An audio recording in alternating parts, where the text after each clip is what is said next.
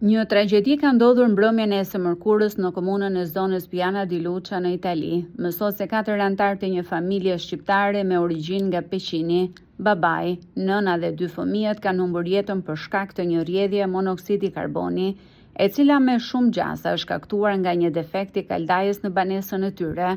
Ka shpëtuar por ndodhet në gjendje kritike një person i pestë, bëhet fjalë për vëllain e kryefamiljarit, i cili kishte mbërritur në vendngjarje.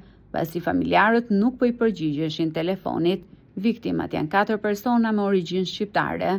Babai Arti Kola ishte 48 vjeç, nëna Jonida Kola 43 vjeçe, djali Hajdar 22 vjeç dhe vajza Jessica 15 vjeçe. Edhe karabinierët të cilët mbërritën në vend për të dhënë ndihmën e parë u intoksikuan lehtë, por nuk janë në rrezik për jetën.